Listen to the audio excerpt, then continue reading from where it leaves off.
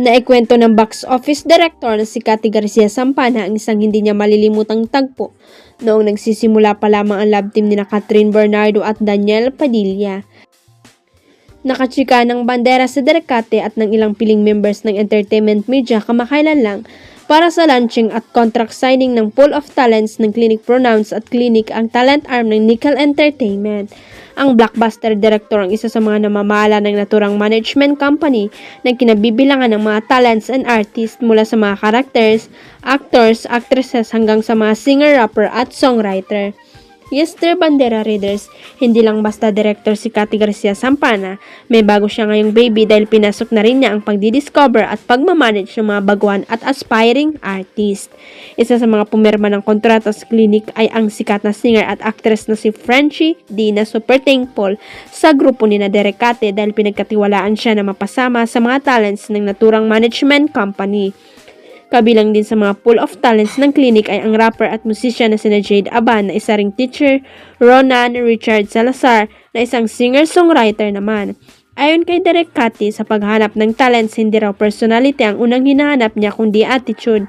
Pwede naman daw kasing ma-improve ang itsura at talent pero ang ugali at attitude ay mahirap daw baguhin at kontrolin.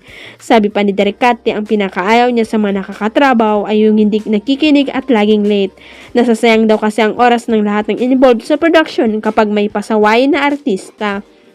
Dito nga na ichika ni Derek kung paano niya pinagsabihan at pinaghiwalay ang ex-couple na sina Catherine at Daniel nang una niya mag-meet ang mga ito sa story ko ng Sir Got to Believe. Habang nagbibigay na raw siya ng instruction ay napansin niyang bulungan sina Kat at DJ.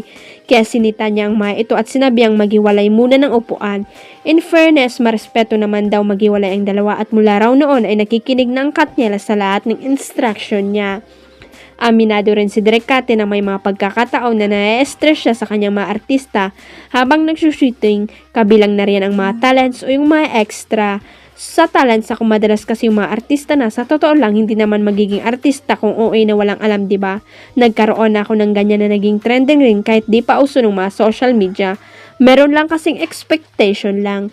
Kasi kami sa production, kapag kumukuha ng artista, may tiering or parang class. Not social class lang yan sa mga anong gagawin mo, palakad-lakad ka lang. Ang tawag natin doon ay passerby. Meron beat players, ito naman yung mga may linya-linya, isa dalawa at meron kang minor roles na ito yung talagang may karakter na nakapangalan sa script. Walang makakapigil kay Mr. Pure Energy Gary Valenciano na magandog muli ng aliw at kasiyahan sa kanyang fans. Matapos sumama ang pakiramdam at isugod sa ospital, itutuloy nung nakaraang arang December 22 ang day 2 ng kanyang concert. I will be at the Araneta today. No weapon formed against me will prosper, sabi ni Gary B sa isang Facebook post. Kinumpirma rin ito mismo ng kanyang team at sinabing it's a go. Folded hand emoji. Today Sunday, December 22, she will be pushing through. Kasunod niyan ay lubos nilang pinasalamatan ang lahat ng nagdasal para sa agarang pagaling ng batikang performer, pati na rin ang day 2 ticket buyers dahil sa kanilang understanding and patience. Dagdag pa, we apologize for any inconvenience during the standby for this announcement. The decision of Gary came with much prayer. We will see you later tonight 8 p.m. at Smart Araneta Coliseum for Gary B. Pure Energy one more time. Huwag kalimutang i-click ang subscribe button at i-ring ang notification bell para sa latest at legit chika updates.